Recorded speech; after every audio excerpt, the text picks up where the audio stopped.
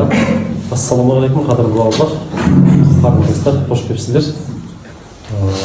Біздің бүгін қадамымызға Алла тағала берекесін берсін, отырысымызға пайдалы, мәнді, мағыналы отырыс болуын нәсіп етсін. Гуманды педагогика, ізгілік педагогикасы балалар жүрміз қазір. Осы Шалва Аманашев деген ақсақалдың, ғалымның, ғұлама кісінің жүйелеп қоғамға, әлемге алып шыққан ілімі ғой. Бірақ ол кісілер мен негізінде бір жоқ жерден бірдеңе ойлап тапқан жоқпын дейді. Мен бұрыннан келе жатқан классик педагогтардың еңбектерін бір ізге түсіріп, соны жүйелеп, соны жарыққа алып шығу маған нәсіп болды деп айтады ол кісі.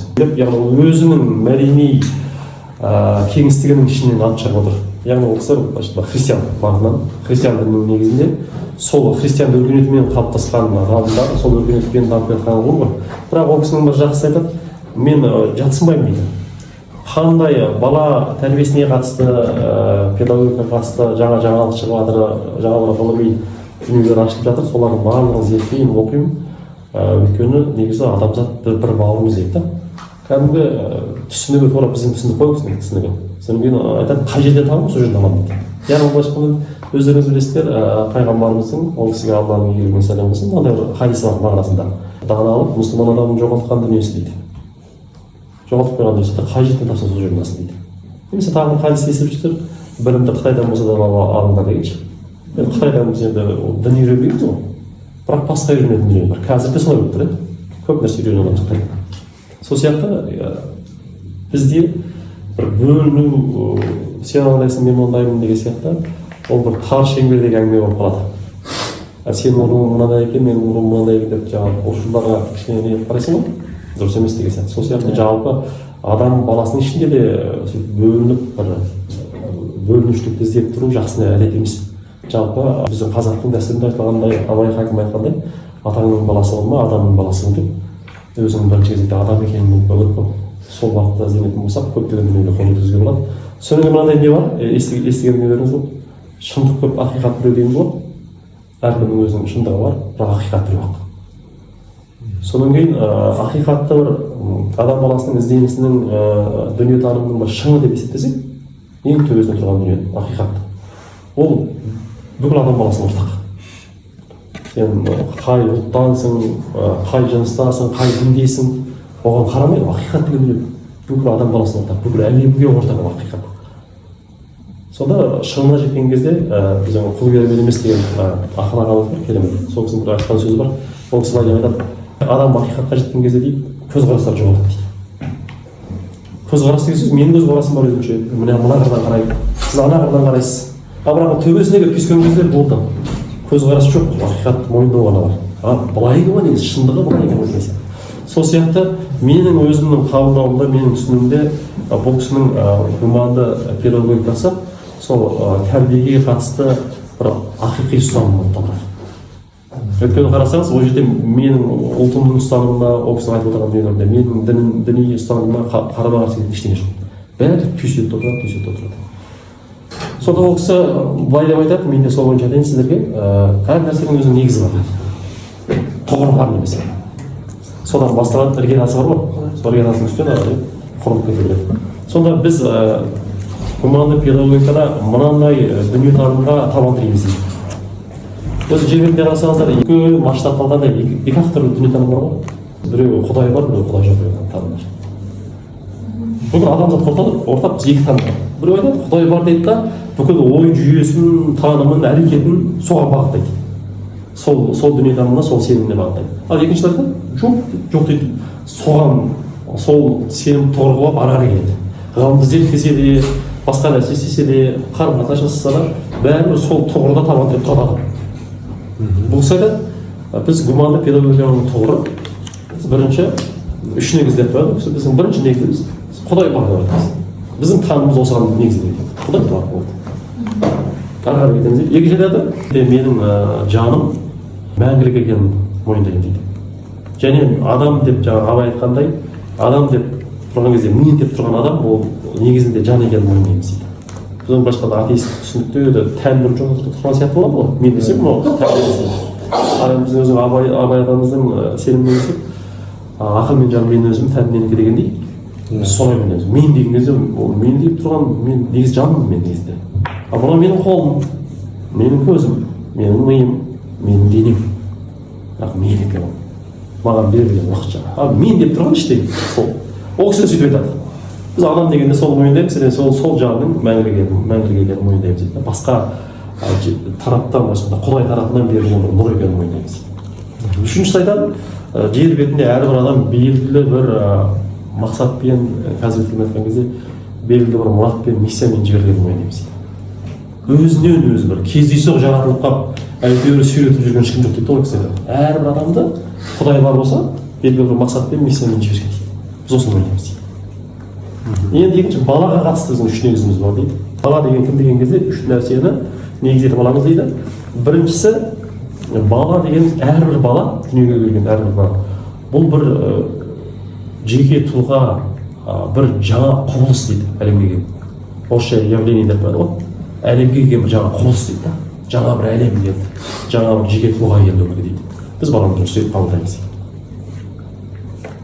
Ол туылды болды. Тұлғаға жасаған қатынас сияқты қарым-қатынас жасалу керек.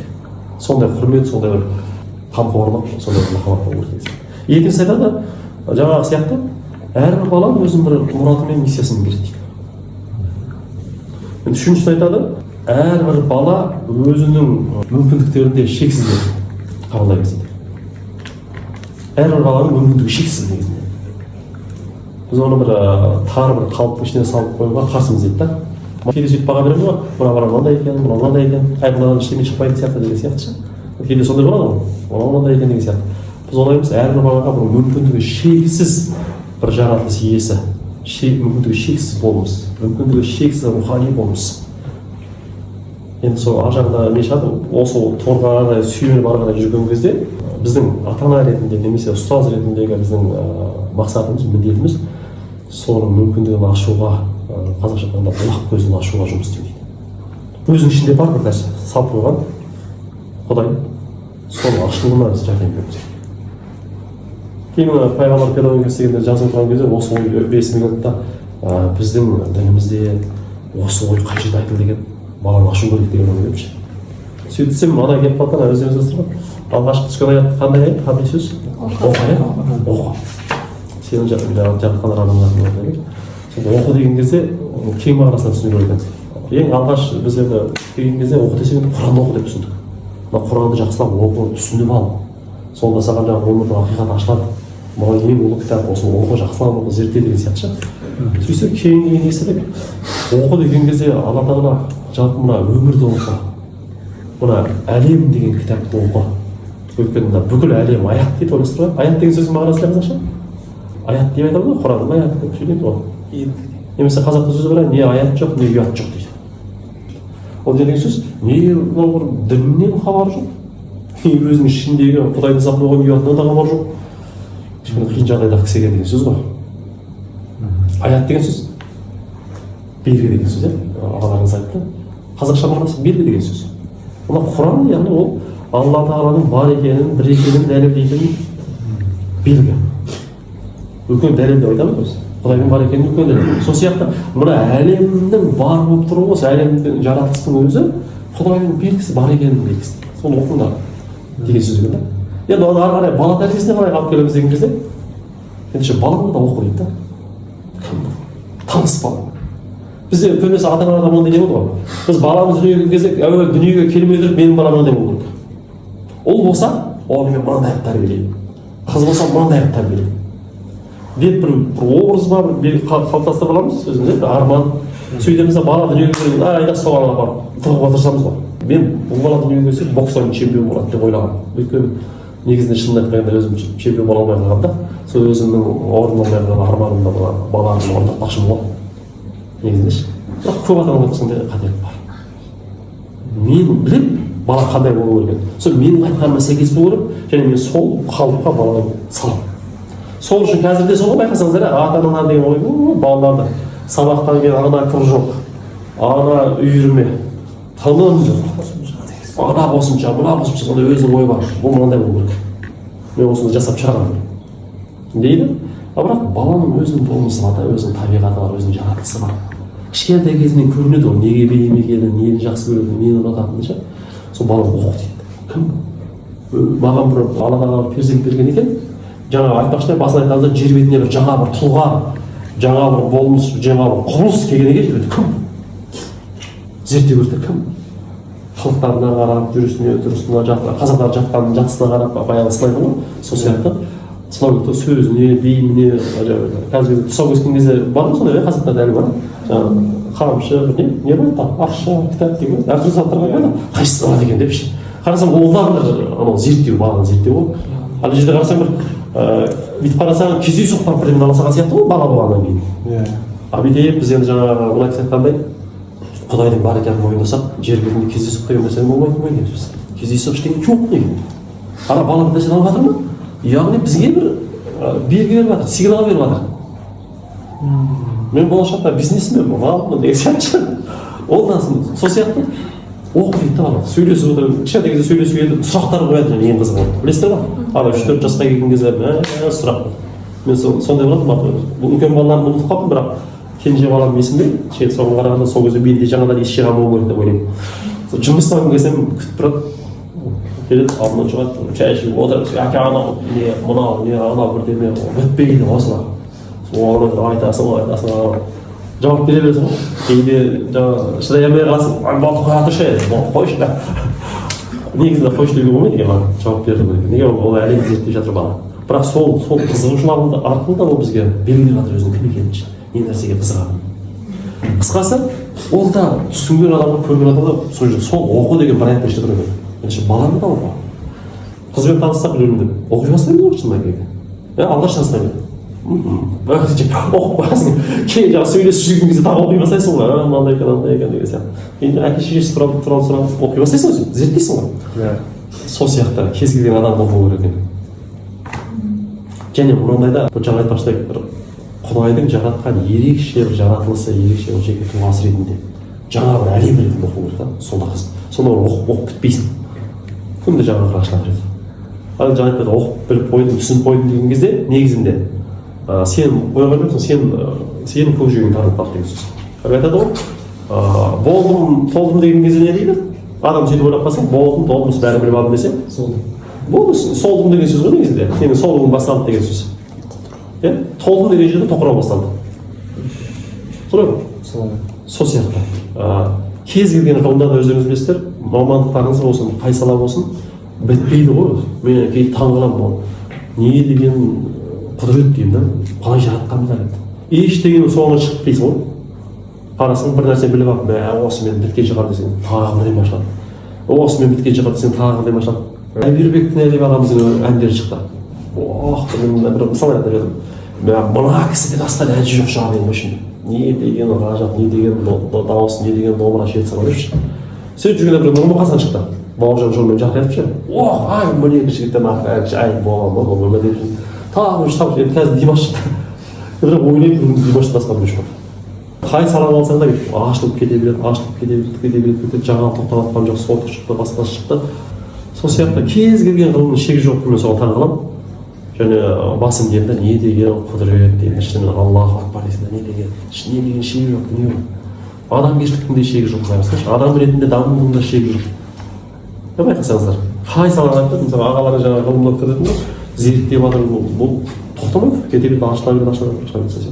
Сол сияқты мен осы соңғы жылдар ашқан бала тәрбиесіне қатысты оқиғам, сол кісінің гуманды педагогикасы болды. Ішінде мен көптеген балаға қатысты түсініктерін төңкеріп кісі. Біріншіден жаңағы мен кітап қарасам, мен бұрынғы ойым түпсанадағы ойларымызды, түпсанадағы жаңағы тұжырымдарымыз деп ше. Мен балаға қатысты тұжырымдарды қабылдап алғам, өзім өскен ортамнан, әке шешемнен. Сол қалыппен балаларыма қарым-қатынас жасағам. Жаңа айтпақшы, мен білемін, саған не жақсы, не жаман екенін. Және мен сенің болашақта кім болсаң, бақытты болатыныңды, қайтсең бақытты болатыныңды мен білемін. Деп сол қалыпқа салуға тырысамын. Жеке тұлға екен, өзінің ішінде бар екен негізінде. Былайша өзінің бағдарламасы бар, анадан асақ болған. Өзінің миссиясы бар, өзінің қабілет, бейімділігі, дарыны бар. Мүлде басқа тұлға ол. Ал тұлғаға құрмет керек негізінде. Енді сол жағынан келгенде, мынандай екі дүние бар екен, өздеріңіз естіген болуларыңыз керек. өзі жалпы педагогика саласында екі негізгі бағыт бар екен. Тәрбиеге қатысты, балаға қатысты, ұстанымға қатысты, тіпті методикаларға қатысты екі ұстаным бар екен. Оның біреусі авторитарлық ұстаным дейді екен. Мен өзімше қазақшалап әкімшіл, әміршіл, өктем ұстаным деп қойдым да. Өктемді жасайтын ұстаным. Екіншісі осы гуманды ұстаным немесе ізгілік ұстаным. Ізгілік ұстанымда баланы тұлға ретінде қабылдаймыз болды. Бала келді алдымызға, менің алдыма тұлға келді. Қарым-қатынастың негізгі жүйесі, жүргесі құрмет. Құрмет деймін, жеке тұлға ол. Ал авторитарлық ұстанымда мен оқығанмын, мен үлкенмін, әрбірдің келмесең әкеңмін. Мен білем, ал сен маған бағынасың. Осы ұстаным. Ол жерде құрмет мәселесі жоқ, ол жерде мен білем, ал сен бағынасың. Яғни теңдік жоқ қой, мен ылғи үстемін. Мен сөйлесем, мен сол үстемдігін біліп тұрады, қарым-қатынасты біліп тұрады. Тіпті баламның бір әңгімесін тыңдаған кезде де мен сол ұстанымды біліп тұрады. Не білесің сен деген сияқты. Тыңдап отыр. Сонда көреді, менің санамда қандай ұстаным бар, сол менің бүкіл қарым-қатынасымнан, ойымнан шығып тұрады. Сонда айтады, осы негізгі екі ұстаным бар екен. Авторитарлық ұстаным, екіншісі жаңағы ізгілік ұстаным. Біз енді совет үкіметі кезінде сол авторитарлық ұстанымның көкесінің ішінде өстік. Өйткені бүкіл жүйе сондай еді. Үкіметтің жүйесі сондай, система сондай да. Ол әлде мүмкін ол үкімет жүйесінде керек дұрыс ұстаным шығар ол. Басқару, тез орындалу жаңағыдай, иә. Бұйрық беріліп тез орындалу керек деген сияқты. Ал бірақ адами қарым-қатынаста, бала тәрбиесінде ол ұстаным болмайды. Неге өйткені ол жерде міндетті түрде зорлық жүре бастайды. Үстем адамның тарапынан. Ал зорлық дегеніміз түрмеде қорлық па негізінде? Екінші адамды қорлау. Оны еркінен тыс бір нәрсені істету негізінде қорлық. Енді бұны тағы да өзіміздің ата дінімізге алып келсек, дінімізде не дейді? Дінде не жоқ дейді? Зорлық жоқ, мәжбүрлік жоқ. Содан кейін бұл принципте бала тәрбиесіне ештеңе келеді. Бала тәрбиесіне зорлық болмайды. Қазіргі кезде мотивация деген сөз болып айтылады ғой. Зорлық емес, мотивация беру керек адамға. Қазақша не айтамыз мотивация? Жігерлендіру керек, шабыт беру керек, ынталандыру керек, иә? Сонда адам өзі істейді. Ал біздің айтқанымызбен жүретін болса, ол біз бар кезде ғана істейді.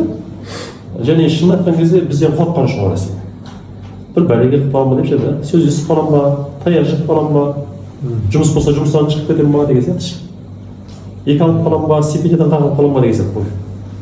Бәлесінен олар айтқанын істей берген деген сияқты. Бірақ ол өзінің шын жүрегінен іштен шығып қалғаннан кейін, оның негізінде жемісі болмайды ғой. Өйткені жаңағы мысалын айтсам, қазір де бар сондай кісілер бар екен. Мен жұбайым дәстүрлі әнші, домбырадан сабақ береді. Сонда балалар бар дейді, жаңағыдай әке шешесі зорлап өткен балалар бар дейді. Үйленесің ба деп ше. Вот сонда сен қазақ боласың деп. Енді мақұл деп келеді, бірақ құлық жоқ дейді да. Мұғалімнің алдында 45 минут бітсе екен қашан келеді екен деп. Берген тапсырманы орындамайды да дейді, зорлық қой дейді, ұрыссаң орындайды. Әке шешесіне айтып саған, оларға ұрыссаң, олар деп жаңағыдай бақылап, контроль жасап, қысса ғана сол орындап, өзін түк қылып жоқ. Бірақ соны қарасаң дейді, мысалы сөйтіп 3 жыл, 5 жыл жүрген ғой бала. Түгел шығады екен дейді бәрі. Бәрібір шықты, мына есейіп алды ғой 5 жасқа келіп, ол қолдан ұрысты дейді. Қарап тұрған жоқ өзі. Сол сияқты кез келген салада сол сияқты. Тәрбие бергенде де сондай екен, өздеріңіз білесіздер мұғалім ретінде, егер сіздерде бала қорыққаны үшін оқыса, мүмкін кейбір пайда істейтін шығар, оны да жоққа шығармаймыз, иә. Бірақ қорқып істегеннен гөрі қандай істеген жақсы? Өзіңнің ықыласыңмен, өзіңнің қалауыңмен және ажырап жатқан кезде өзіңнің бір махаббатыңмен, сүйіспеншілігімен істеген істің екеуінің парқы екі бөлек болды. Сіз жұмыс істеп жүрген кезде сондай болсаңызшы, жаңағы жұмыстан шығарып жібереді деп қорқып істеуіңіз керек. Ал өзіңіз жақсы көріп, сүйіп, осы арқылы бір әлемге бір өзіңнің үлесіңді қосайыншы, қоғамға бір пайдам тигізейінші деген ықылас берсеңіз, ол өте бір. Сонда бала тәрбиесінде сондай болады. Енді қызық қой, балаға қатысты ұстаным болған. Менің ойымда да сондай бар екен, кейін тексерсем. Бұл баланы тәрбиелемесең не болып кетеді? Бұзылып кетеді ме? Бұзылып кетеді. Тәрбие керек болған. Дейміз ғой.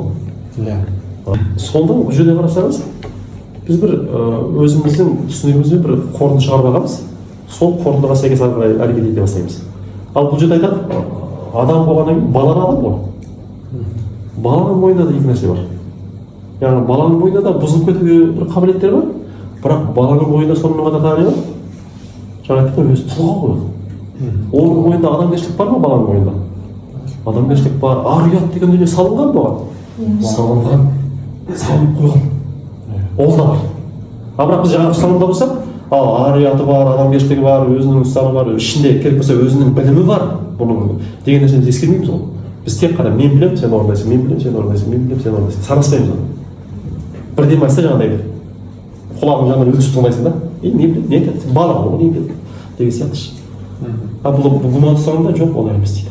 Және тәрбие барысында дейді, осы алғаш бұл кісі бастауыш сыныптық педагог, балабақша кезінен онша көп кірген жоқ, сол мектепте кезеңнен бастап көбірек айттық. Бірінші келді сыныпқа, бірінші сыныптың баласы, mesela нөлевой дейміз ғой, дайындық па? Дайындыққа келді. Оның яғни белгілі бір дәрежеде ақыл санасы толысқан, ми жетілген, денесі де жетілген бір нәрселерді қабылдауға дайын.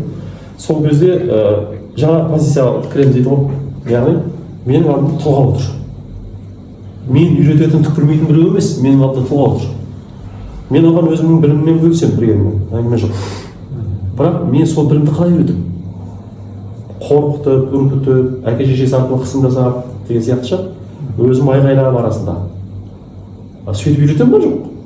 Қалай үйретемін? Мысалы көп мұғалімдер мынандай бар ғой. Олар өзіміздің басымызда да бар. Алғаш кіресің сыныпта. Мен колледжде сабақ бердім ғой. Алғаш кіресің, сөйтіп ойлап көресің ғой бұрыншы. Кірген кезде студенттерге басқа шығып кетпеу үшін кіргеннен бастап өзім мінезін көрсету керек. Қалай ашты баласың. Серьезно, иә, солай? Саламатсыздар ма? Отырыңыздар.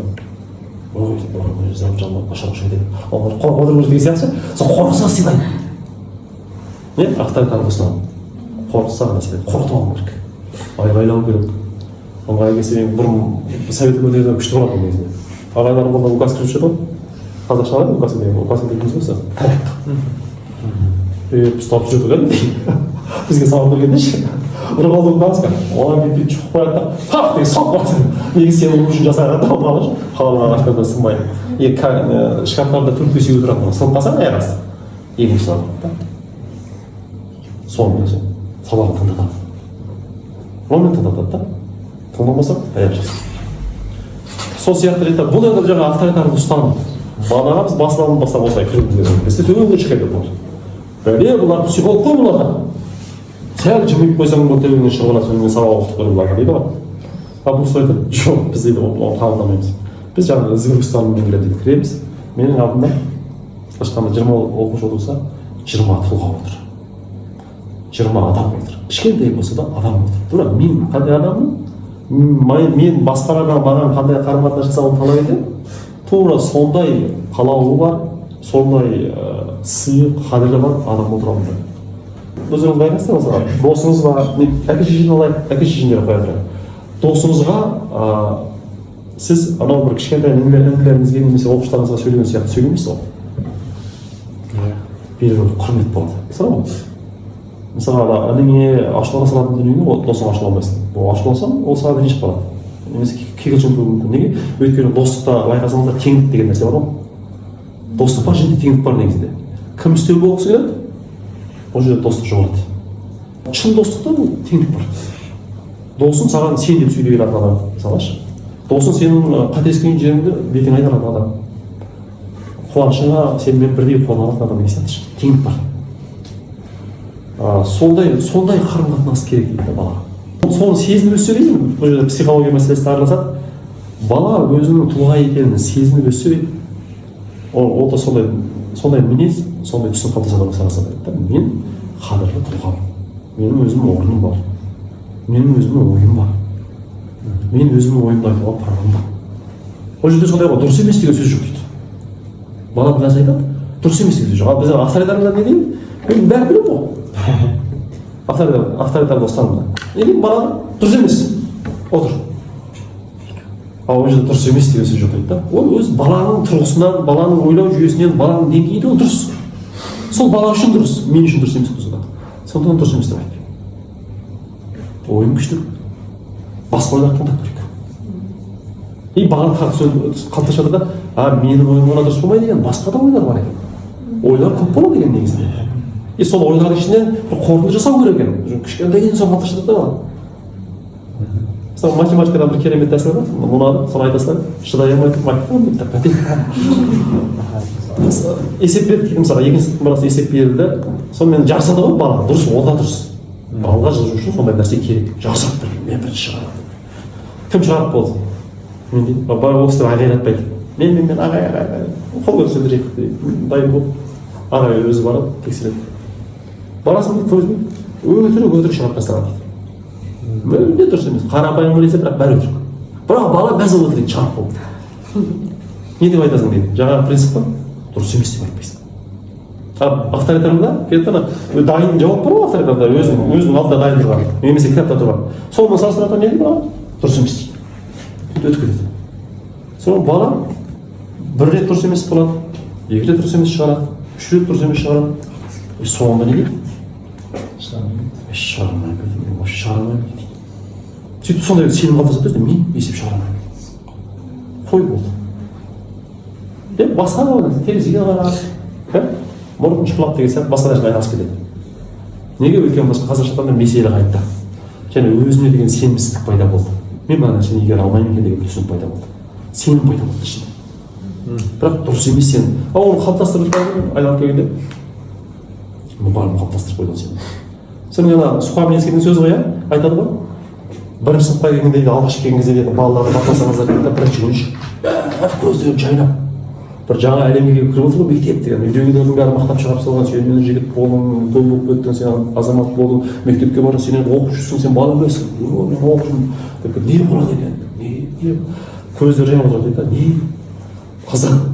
Соны қарасаң, өкінішке орай бір ай өтеді ме, екі ай өтеді ме қарасаң, көбінің көзінде жаңағы не жоқ дейді ғой.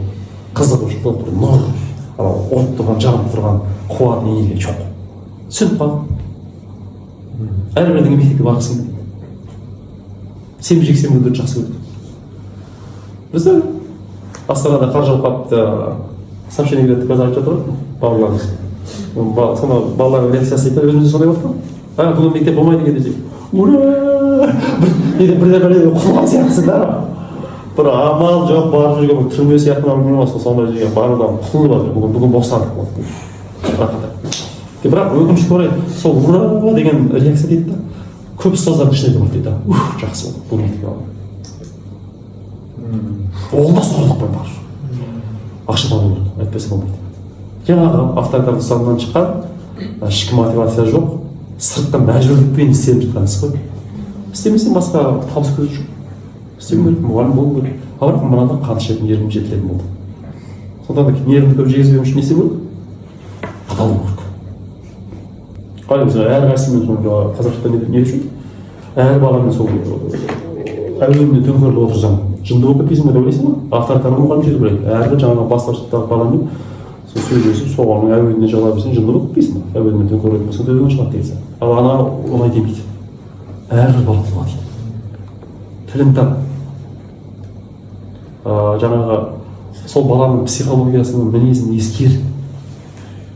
Келіп болса, қандай ортадан, қандай отбасынан келді, өздерің сөйтіп жүрген жоғайсыздар, бастап сұрыптап кетіп мұғалім сөйтетін болады деп ойлаймын мен. Мысалы, Сухамлинский жаңа сөйледі деген ғой, алдында танысып, жаңағы ата-аналарым не болсын, мен олар кім болып жұмыс істейді, керек болса үйлеріне барып сөйлесіп ата-аналармен жаңағы бірінші сыныпқа бала келейін деп жатыр. Өзін таныстырып, олардың ата-анасының мінезін байқап деген сияқты, тұрмыстары қандай, оны байқап. Бәрін байқап, баланың аты жөнін өзіне жазып алып, суретін алып алып, қандай дайындық. Басталған жоқ, дайындалып жатыр кісі. Әрбір баламен танысып жүріп, кім бұл, қаяқтан шықты, қандай мінез бар. И келген кезде атын айтып қарсы алады екен ғой. Қош бала кішкене өтесің ғой. Десек, мен тұрмын да басында мұғалімше. Бекарсың. Қош келсің. Түрлі.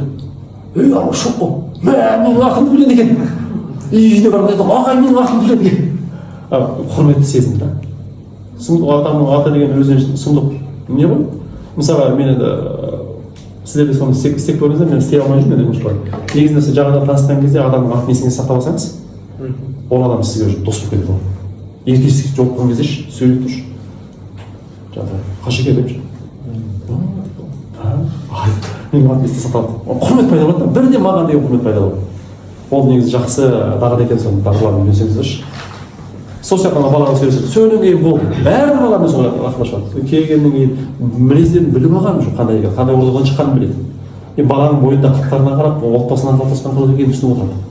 Басқа жақсы жаман бала жоқ. Негізі шариғатымызда сөйтіп айтады ғой, жақсы жаман адам жоқ негізінде. Не бар?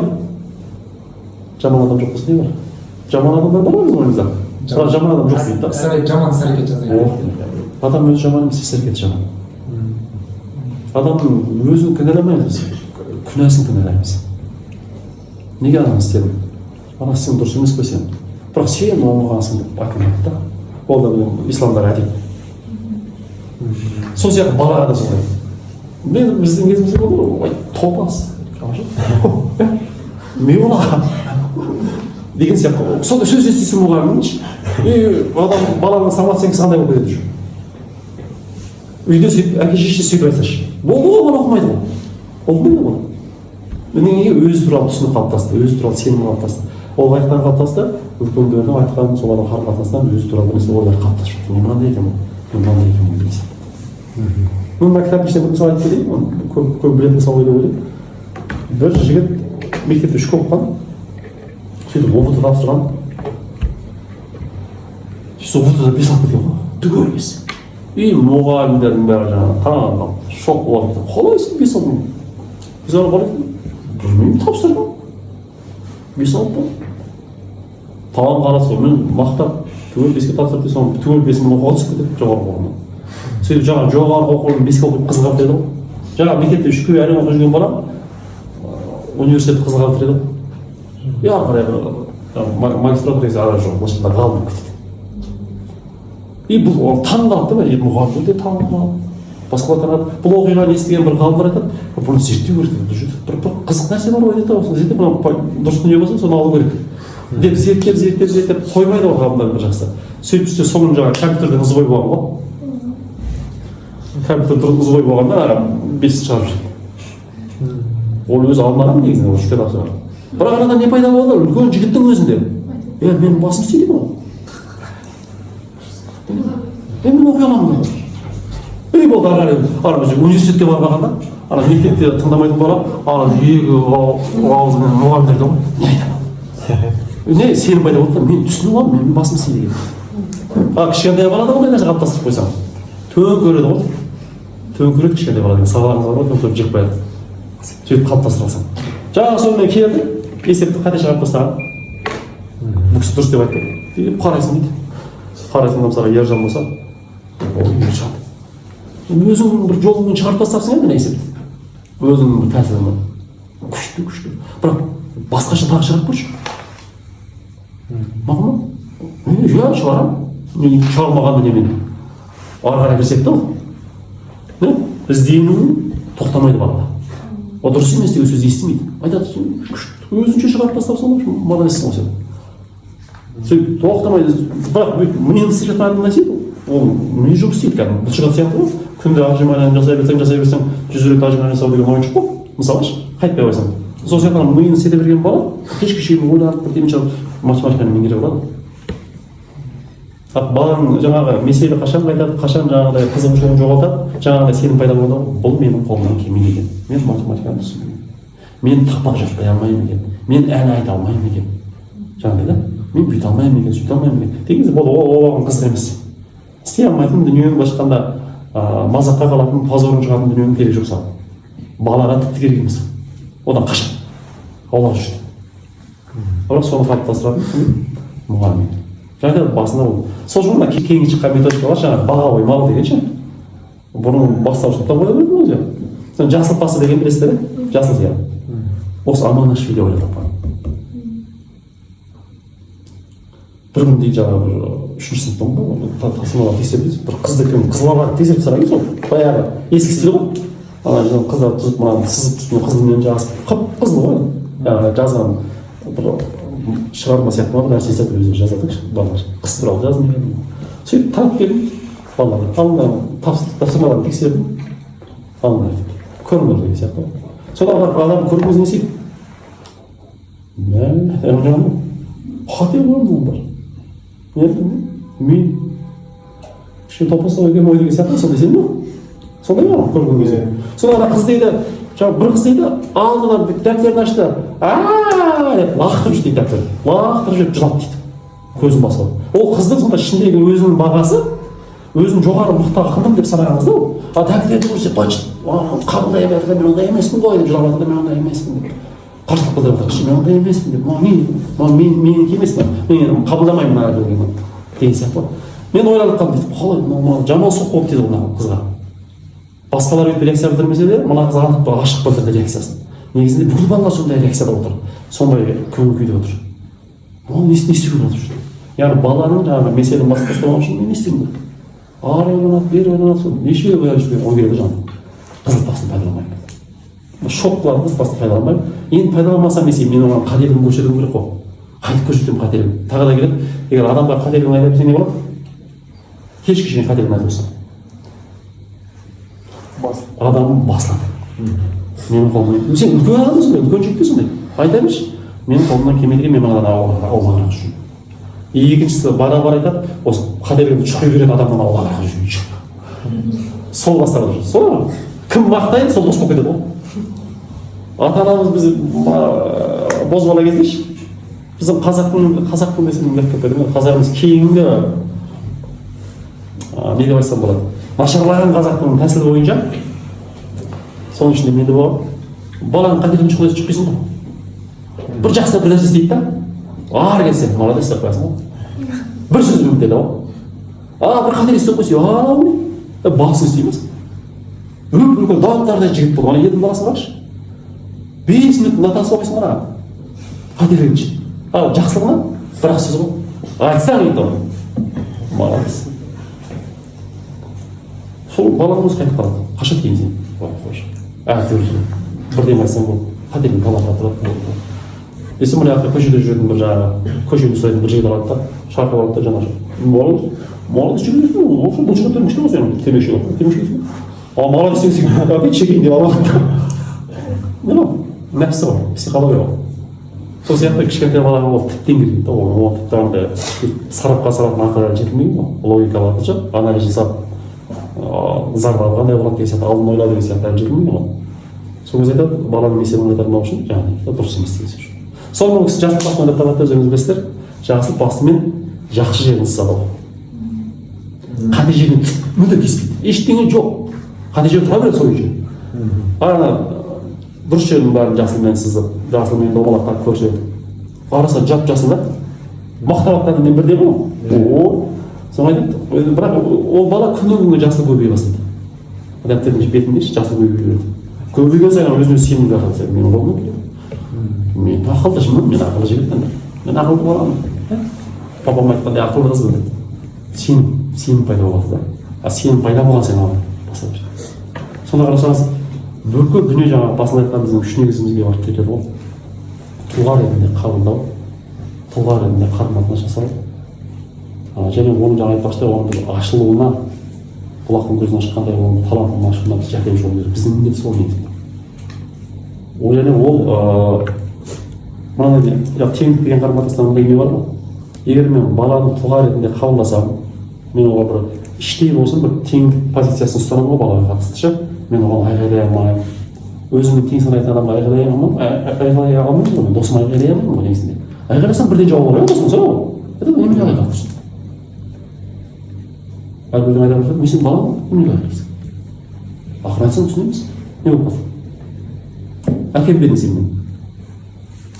Ана бала өйтіп айта алмайды. Айта алмаған үшін айғайлай береміз. Бірақ бұл кісі айтады, бала да сол. Айғайлай болмайды.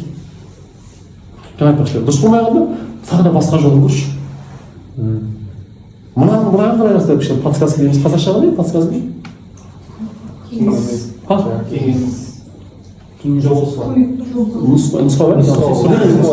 бастап жересінде ары қарай көріңдерші деп балаларға алға қарай сөйлеу керек та. Сонда айтады бірге келді, бірақ бүгін кіріспей болған мәселе кейін тағы да келеміз. Сонда айтады баланы тәрбиелеудегі негізгі ұстаным бір керемет нәрсе бар, ойыма түсіп айтамын, мен жерде бармай екен жоқ бүйтеді. Әдетте дейді, әдетте мұғалімдер өздерінің үздік шәкірттерімен мақтанады. солай ғой. Любимчиктер болады, жаңағыдай болады, партаның арт жақтан отыратындар, мазаны алмаса болды. Алда отырған бесеу алтау оқыса болды, сол арқылы көтеріп, комиссияға кетеді, сол тоже жазып шығарып, мына мұғалімнің авторитетін көтеріп жүреді ғой. Сонда сол айтады, әдетте солай дейді, үздік оқушылармен мақтанады. Ал біз дейді, ізгілік педагогикасының ұстаздары дейді, біз үздік жасай алған нашар шәкірттерімізбен мақтанамыз дейді. Нашар болады негізінде соны үздік жасаған. Сол шәкірттерімізбен мақтанамыз. Араларында да мақтанамыз. Бірақ ана нашарау, түк шықпайды ау дегендерді үздік жасағанымызбен мақтанамыз. Біз балаларды жетістіктен жетістікке сүйреміз дейді. Бір жетістікке жетті, екінші жетістікке сүйреміз. Яғни сол кезде екінші нәрсе шығады, адам жаңағы қарым-қатынас, психологияға қатысты. Яғни біз баланы қуаныштан қуанышқа сүйреміз дейді. Баланың әрбір күні қуанышқа толы. Өйткені бала өсіп барады ғой, білім көбейіп барады. Яғни баланың әрбір күні қуанышқа толы. Оны дейді, ең жақсы көретін орны мектеп. Мектепке барады, қуанышқа бөленеді. Ертең не болады деп қайттан келді. Мұғалім айтады, не үйретеді? Қуаныш процесі. Ал біз жаңағы мектептен неғып қайтып қалады, неғып мектепке бармағанда қалады деген кезде керісінше ғой. Қуаныш жоқ уже. Ұрыс, қорлау, боқтау, сендер тұқымдарыңмен сондайсыңдар деген сөздерді естіледі мысалы ше. Өте жаңағы сөздер ғой бала үшін. Барғысы келмейді ондай мектепке. Не қылады ол жерге барып? Сонда осы ұстанымдарды біз ұстануымыз керек еді. Яғни бүгінгі біздің дәрісімізден түсінетін дүниеміз, әрбір бала жеке тұлға, әрбір бала бір жеке әлем, жаңадан өмірге келген бір құбылыс, рухани болмыс, мүмкіндігі шексіз. Егер ол жаңағы потенциал дейміз ғой, ашылға бұлағын көзін ашып берсең, одан небір азаматтар шығады. Ал ондай шығару үшін жаңағы қарым-қатынас түзу керек. Сол үшін айтады, гуманды педагогикада қарым-қатынас, гуманды педагогиканың былайша айтқанда жолын дейді, дұрыс жақсы қарым-қатынас болған. Өйткені бала сонымен ғана мұғаліммен бір рухани байланыс, сыйластық, құрмет орнатады. Соны оқиғасы. Мысалы, мұғалімдердің есіне түсірші десе, біз қай мұғалім еске түседі бірінші? Бізді жақсы көрген. Бізді жақсы көрген, және біз ол кісіні жақсы көрген мұғалім еске түседі. Сіз ұстаз деп кімді айтасыз, сол кісіні сипаттаймыз. Осындай бір ұстазым болып еді. Басқа ұстаздарына жақсы деп қоямыз ғой, дұрыс қой? Жаманы жоқ. Жаңа айттық қой, жаманы жоқ негізінде. Бірақ мен осындай бір ұстазым болып еді. Ол кісі бізді осылай оқытушы еді, осылай оқушы еді. Сонда кейін жаңағы анализ жасаса, неге сондай болып десең, ол сені жақсы көрген, сені құрметтеген да, сен де оны жақсы көресің. Сол үшін басқа сабақ оқымасаң да сол кісінің сабағын сол үшін жаңағы ұстазымыз айтады, сонымен әңгіме жақын атамыз ғой енді. Шалға Александр айтады, бастауыш сыныпта, басқа сыныптарда сол принцип жүре береді. Балаларым жақсы оқысын десеңіздер дейді да, шәкірттерім, өздеріңізге ғашық болыңыздар дейді. Бірінші классқа келген бала сізге ғашық болып қалсын, жақсы көріп қалсын дейді да, бітті болды, гарантия дейді, сабақ жақсы дейді. Жаңа айтып жүрсе, қорқытып аламын десең, қорыққан жерде махаббат жоқ. Әке шешеңді қорыққаннан сыйлауға қандай? Жақсы көргеннен сыйлаған қандай? Жаңа бастайды. Сабағыңды жақсы көріп оқыған қандай? Қорыққаннан оқыған қандай? Жұмысыңды жақсы көріп істеген қандай? Амал жоқ істеген қандай? Ол нәрсе. Ең үлкен сол енді кітабымды жаңа таныстырып өттім. Өз баланың қалауымен 3 кітабымыз шықты. Аллаға шүкір деп айтамыз. Мына кітаптың ішінде сол барынша сол жан-жақты алуға тырыстым. Психология да бар, педагогика да бар, гуманды педагогика да бар, нәрселер де бар, шаманың жеткенінше қорыта алғанымызда жаңағы асыл тіліміздегі нелер де бар деген сияқты сондай бір кітап болып шықты, Аллаға шүкір. Мына жерде жаңағы сол пайғамбар саллаллаху алейхи вассаламның өмірбаянындағы дүниелерді жеке алып сол жерден пайғамбарымыздың ол кісіге Алланың несібін болсын, балаларға да қарым-қатынас қандай, ол кісі қандай қарым-қатынас жасайды балаларға. Ол негізі көп зерттелмей қалған дүние, үстіртін айтылған дүние деп есептеймін мен. Ар жағын білмеймін бұны. Араб дерек көздерінде, араб қайнағында, түркі жерінде қандай еңбектер бар екенін білмеймін. Бірақ біздің СНГ көлемінде орысша ғой ақпарат. Ол пайғамбар педагогикасы деген дүниені оқымаған екен. Пайғамбар сол былай істеген, былай істеген. Мынандай ғой бізде көбінесе мынандай да, пайғамбар мынандай оқиға болғанда былай істеген, қандай ғажап тұлға бұл кісі. Сол жерін тоқтайды да. Қандай ғажап нәрсе болды? Сол оқиғаны тарату. тарап шығу же не оқиға болды. Яғни сол жерде сол ғажап жасаған кезде қандай әдіс тәсілдер қолданды, қандай қарым қатынас жасады, соны ашып көрсек, мынаны біз мұсылман ретінде осылай істеу керек қой балаларға қатысты деген түсінік пайда болады. Яғни мұсылман адамдардың ең жақсы жері сол ғой. Кейде ең осал жерде сол болып қалады. Яғни пайғамбарымыздың сүннеті сияқты істеуім керек, пайғамбарымыз саллаллаху алейхи сияқты істеуім керек мен.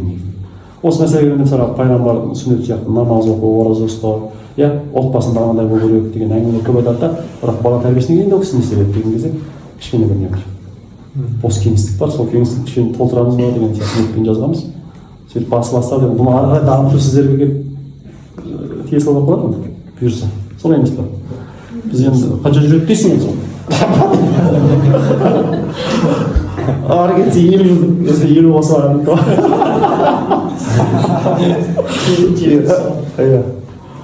сондай. Сол бүгінше осымен тоқтатайық, көп болып кетпесін. Келесі жолы Алла қаласа мындай қалың дәптер арнап ана кішкентайлар жоғалып кетеді ғой. Білемін ғой. Мынау емес. Сіздер үшін деп жазып келдім ғой, қарасаңызшы. Сауатты адамдар болмаса. Ертең жоғалып кету үшін да